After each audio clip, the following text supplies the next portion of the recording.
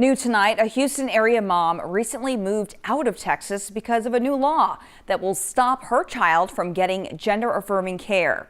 In this exclusive interview, Lauren Tallarico talks with the mother of a trans boy impacted by Senate Bill 14 and the decision to move their family out of state. We left Texas to support our child. It's been a challenging road for Dr. Luisa Montoya and her family. You are harassing me on my house right now. We first met her back in March when she lived in Kingwood, Texas, and was the victim of harassment and assault because of the rainbow flag she hung outside her home in support of her now 13-year-old trans son. Our kid has been telling us since he was 2 years old. Montoya says her child first announced he was a boy as a toddler when she dressed him in a tutu. When you have a 2-year-old, a 4-year-old, a 6-year-old telling you his entire life, I'm a boy, I'm a boy, I'm a boy, and the ignorance as a parent, because even though I have a master's degree on clinical psychology, I thought I'm not going to talk about it. I'm not going to say it because if I say it, then he's going to say, oh yeah, I'm a trans child. At 9 years old, she did listen when he told her this. When God made me, he grabbed the Play-Doh and he made a girl body. But he made a mistake, Mom.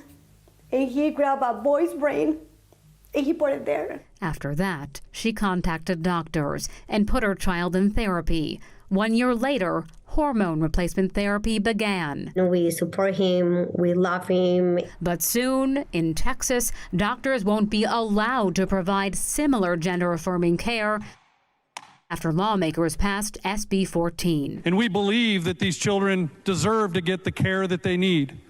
Mental health assistance. The law goes against the advice of major medical groups, including the American Academy of Pediatrics, American Medical Association, and the American Academy of Child and Adolescent Psychiatry. Even so, Texas Children's announced it will phase out these therapies before the state ban takes effect on September 1st. If you were still in Texas and the hormone replacement therapy were to stop, which it will for many families if the courts don't step in, what would you be afraid would happen with your son? I think my son will commit suicide. One report that surveyed 27,000 transgender people found that 40% had attempted suicide, almost 9 times the average rate. We all have been on therapy, so the issue here is not that my child is confused. Dr. Montoya wants people to know being trans wasn't a choice. That's what people don't understand. You're also grieving your child. Can you explain that? Where does that grief come from? My little girl was gone, and my little girl never existed, and my little girl was only created on my mind. So that was the difficult part. I have to let her go. And instead embraced her son and a new life outside of Texas. And I'm going to do everything that takes to support my kid, even if I have to leave the U.S.